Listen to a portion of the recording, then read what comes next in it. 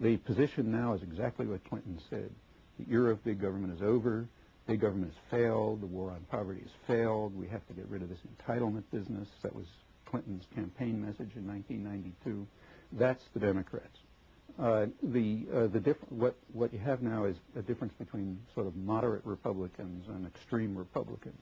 Actually, it's well known that there's been a long-standing sort of split in the American business community. It's not precise, but it's sort of general, between high-tech, capital-intensive, internationally oriented business, which tends to be what's called liberal, and lower-tech, more nationally oriented, more labor-intensive industry, which is what's called conservative.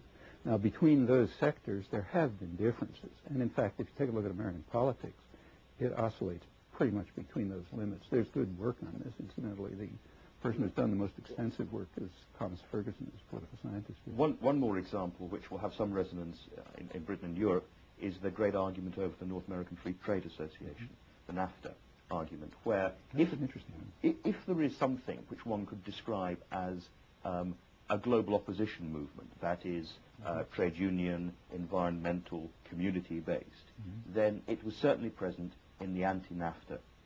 Shall I tell you what happened? Shall I tell you what happened? All I was going to say is that those arguments were well, we were well aware of those arguments. That is flatly false. They were not permitted into the press, and I've documented this. I'll give you references if you like.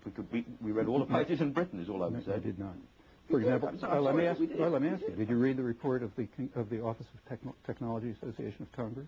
Did you read the report of the Labor Advisory Committee? Well, I don't get these reports, but I read many articles about the anti-NAFTA argument. I'll tell you what. Some very vivid stuff. Well, if you're interested in facts, I'll tell you what they are, and I'll even give you sources. The NAFTA agreement was signed more or less in secret by the three presidents in mid-August at the time of the Congress, right in the middle of the presidential campaign in mid-August. Now, there's a law in the United States, 1974 Trade Act, which requires that any trade-related issue be submitted to the Labor Advisory Committee, which is union-based, for assessment and analysis. It was never submitted to them. A day before they were supposed to give their final report in mid-September, it was finally submitted to them.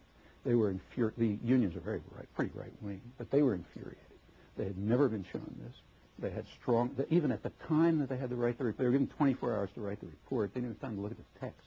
Nevertheless, they wrote a very vigorous analysis of it with alternatives presented, saying, look, we're not against NAFTA, we're against this version of it. They gave a good analysis. Happened to be very similar to one that had been given by the Congressional Research Service, the Office of Technology Assessment. None of this ever entered the press. The only thing that entered the press was the kind of critique that they were willing to deal with. Mexico bashing, right-wing nationalists, and so on. That entered the press, but not the critical analysis of the labor movement. Well, now, somehow, by process of osmosis or something, I picked up quite a lot of anti-NAFTA arguments on the basis of worker protection, environmental degradation. May I continue? This goes on in the press right until the end. By the end, there were big popular movements opposing it. It was extremely hard to suppress all of this, to suppress everything coming out of the labor movement, out of the popular movements, and so on, but they did. At the very end, it had reached such a point that there was concern that they might not be able to ram this through. Now, take a look at the New York Times and the Washington Post, say the liberal media, and the national ones in the last couple of weeks. And I'll tell you, I've written about it and tell you what you find. What you find is 100% support for NAFTA, refusal to allow any of the popular arguments out, tremendous labor bashing. Can I come back to make sure that I understand the point about the liberal press as against the conservative press? Because in Britain, over the last 2 years, politicians I come across are deeply irritated, ranging on furious, about attacks on them in the press, day after day, on issues which have come to be known as sleaze. They feel that they are harassed, that they are misunderstood, and that the press has got above itself, is uppity, and is destructive. That's the message that they are giving to us. Now, are you saying that whole process doesn't matter, as it were, because it's all part of the same... I mean, when the press, the same thing is true here. When the press focuses on the sex lives of politicians, reach for your pocket and see who's pulling out your wallet. I mean, because those are not the issues that matter to people. I mean, they're very marginal interests. The issues that matter to people are somewhere else. So as soon as you hear, the press and presidential candidates and so on talking about values, as I say, put your hand on your wallet. You know that something else is happening. But it's been much more than, certainly with us, it's been much more than bed hopping. It's also been about taking money. Corruption, it's been about the corporations paying for corruption, corrupt judges, fine topic. Corrupt parties? Corrupt parties. Big business is not in favor of corruption, And if the press focuses on corruption, Fortune magazine will be quite happy. They don't care about that. They don't want the society to be corrupt. They want it to be run in their interest. That's a different thing. Corruption interferes with that. So, for example, when I was, I just happened to come back from India, the Bank of India released an estimate. Economists there tell me it's low, that a third of the economy is black, meaning mostly rich businessmen not paying their taxes. Well, that makes the press, because in fact, certainly transnationals don't like it.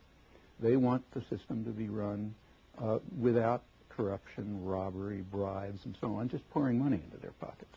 So yes, that's a fine topic for the press. On the other hand, the topics I've talked about are not fine topics because they're much too significant. What would a press be like, do you think, without the propaganda model? What would we be reading in the papers that we don't read about now? I've just given a dozen examples. On every example that, incidentally, you've picked, I haven't picked. I mean, I could pick my own. I'm happy to let you pick them.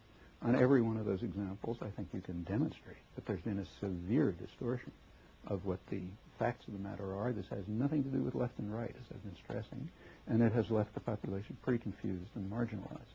A free press would just tell you the truth.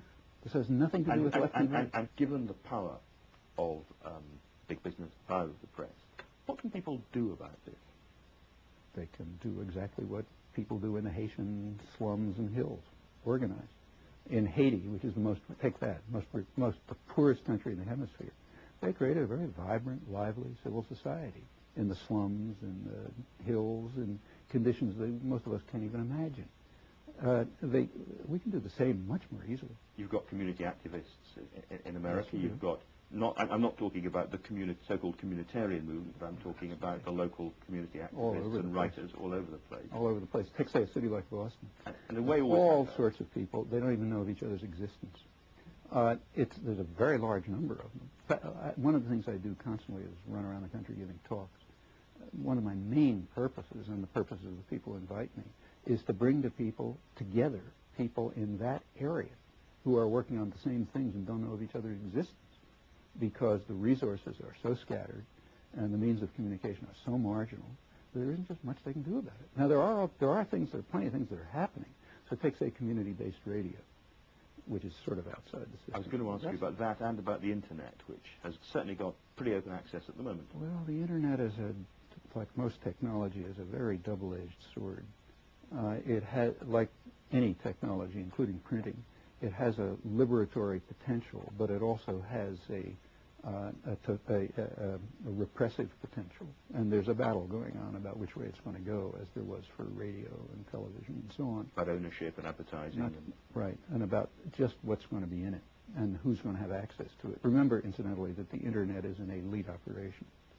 Most of the population of the world has never even made a phone call, so that's certainly not on the Internet.